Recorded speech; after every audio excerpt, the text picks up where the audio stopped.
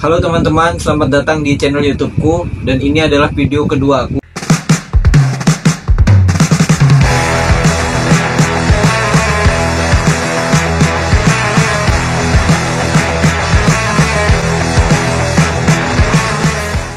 Kali ini aku akan ngebahas satu buku yang menurutku buku ini dia menjelaskan peristiwa yang kita alami sehari-hari. Peristiwa apa itu? Yaitu konflik. Dalam keseharian tentunya kita berkonflik, entah itu secara individu, secara organisasi, atau dalam skup yang besar yaitu bernegara. Dan dalam menjelaskan manajemen konflik, aku akan menggunakan buku karya George Orwell yang berjudul Animal Farm. Dari buku ini kita nanti coba kaitkan dengan teori manajemen konflik itu sendiri. Yang belum pernah dengar buku Animal Farm, buku ini menceritakan tentang hewan-hewan yang melakukan pemberontakan terhadap peternaknya. Jadi mereka ngusir peternaknya itu dari peternakan. Karena mereka punya pikiran, kalau peternaknya ini mereka usir, mereka akan hidup lebih bebas, hidup lebih damai, kemudian mereka tidak ada penindasan. Tapi ternyata yang terjadi justru sebaliknya. Maka dari itu, mari kita mulai pembahasan. Biar lebih enak masuk ke penjelasan, mungkin aku perlu uraikan beberapa karakter yang ada di dalam buku Animal Farm ini. Yang pertama ada yang bernama Old Major. Dia ini adalah seorang babi tua yang bijak, tapi dia mati duluan sebelum revolusi itu terjadi. Kedua ada Napoleon, babi yang ambisius, kejam, dan manipulatif. Terus yang ketiga ada Snowball, yaitu babi yang idealis, visioner, dan cerdas. Tapi nanti Snowball ini dia malahan dikambing hitamkan babi tapi kambing gitu, dikambing hitamkan sama Napoleon sehingga dia terusir. Ketiga ada yang namanya Squealer. Ini karakter yang menarik menurutku di dalam buku ini karena dia babi yang licik dan persuasif. Squealer ini dia punya tugas untuk nyebarin propaganda dan benerin semua yang diomongin sama si Napoleon, si babi yang manipulatif dan kejam tadi. Kalau zaman Hitler mungkin si Squealer ini mirip dengan Joseph Goebbels yang pernah disebutin Pak Prabowo di dalam pidatonya. Kalau tertarik ngebahas Joseph Goebbels mungkin bisa komen di bawah sih. Oke, itu beberapa karakter yang ada di buku Animal Farm. Mari kita masuk ke pembahasan lebih dalam. Kita mulai dari mendefinisikan manajemen konflik. Manajemen konflik menurut Howard Ross, manajemen konflik merupakan langkah-langkah yang diambil oleh para pelaku atau pihak ketiga untuk mengarahkan perselisihan menuju hasil tertentu yang mungkin atau tidak menghasilkan penyelesaian konflik, ketenangan, atau hasil positif lainnya. Howard Ross ini adalah seorang ahli dalam bidang diversity, inklusi, dan manajemen konflik. Dan masih ada beberapa teori manajemen konflik yang lainnya. Isinya kurang lebih bagaimana kita bisa menyelesaikan konflik-konflik yang terjadi. George Orwell di dalam bukunya Animal Farm itu dia ngeceritain gimana konflik itu bisa dikelola untuk melanggengkan kekuasaan. Melalui kisah pemberontakan hewan yang dilakukan oleh babi-babi cerdas, Orwell memperlihatkan bahwa konflik itu bukan sekedar masalah yang harus diselesaikan. Dengan pendekatan teori manajemen konflik, aku ingin menjelaskan bagaimana buku Animal Farm ini bekerja. Dan aku akan ngebedahnya dalam 4 hal. Yang pertama itu bagaimana babi-babi itu bisa menciptakan musuh bersama. Yang kedua bagaimana penggiringan opini. Yang ketiga pembentukan alat represi. Dan yang keempat merekayasa kepatuhan. Dalam awal tahap revolusi, yang dimaksud revolusi di sini adalah pemberontakan hewan-hewan. Hewan-hewan dipersatukan oleh satu musuh bersama. Siapa musuh bersama itu? Yaitu Pak Jonas.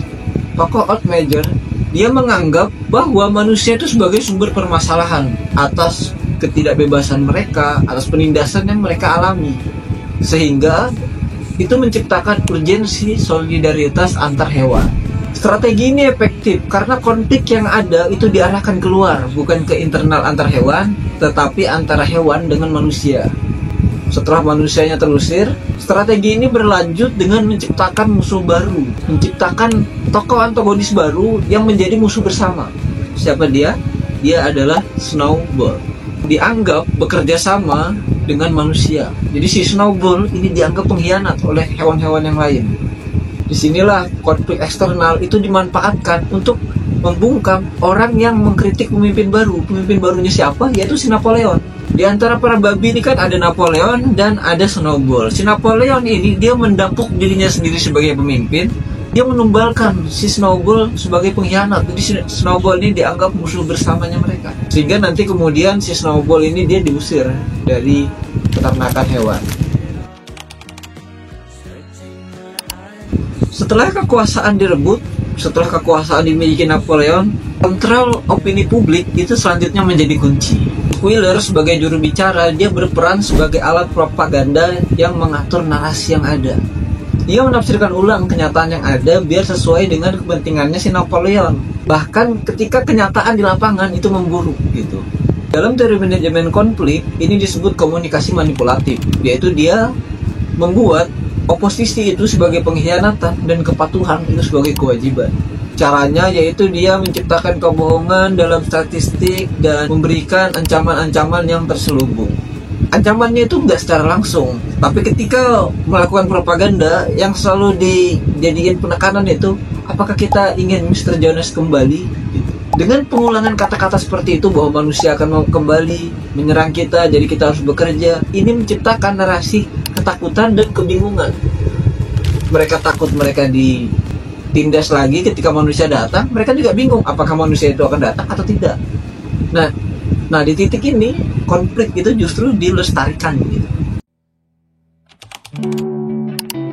Si Napoleon itu tidak hanya mengandalkan kata-kata, tapi dia juga mengandalkan penekanan secara fisik. Dari awal Napoleon itu dia merawat anjing-anjing kecil sehingga anjing-anjing itu menjadi anjing-anjing yang besar, anjing-anjing yang gagah, anjing-anjing yang mengerikan.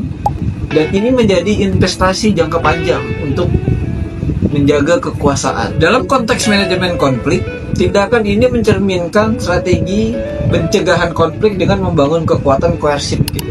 Ketika si Snowball itu diusir oleh si anjing-anjingnya ini yang dipelihara dari kecil, ada komunikasi yang secara nggak langsung disampaikan oleh Napoleon kepada hewan-hewan lainnya. Kalau kalian berbeda pendapat, kalau kalian menentang, maka kalian akan mengalami seperti yang dirasakan si Snowball itu. Nah, di keadaan seperti ini, konflik itu sudah nggak dibahas lagi, tapi konflik itu sudah dihilangkan. Dan dihilangkannya dengan apa? Yaitu dengan paksaan. Konflik yang paling berbahaya adalah konflik yang tidak disadari. Ketika hewan-hewan sudah mulai menerima ketidakadilan itu sebagai sesuatu yang normal, itu bukan hasil perdamaian sejati, melainkan produk dari rekayasa ideologi. Lagu-lagu revolusioner yang sebelumnya dinyanyikan bersama itu diganti, perayaan-perayaan palsu yang gak perlu itu dilakukan, dan 7 perintah hewan yang sudah mereka sepakati bersama itu dimodifikasi secara diam-diam. Sehingga lambat laun, kepatuhan itu justru menjadi budaya.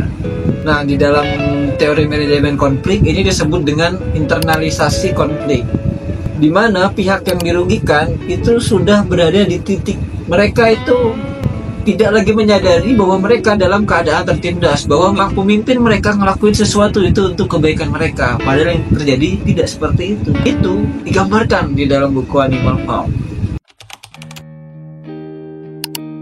Itu 4 hal yang tadi kita kaitin antara teori manajemen konflik dan bagaimana buku Animal Farm itu bekerja. Waktu ngebaca buku Animal Farm ini aku takjub dengan George Orwell, bagaimana ia membangun narasi dari awal sampai dengan akhir, sampai dengan selesai.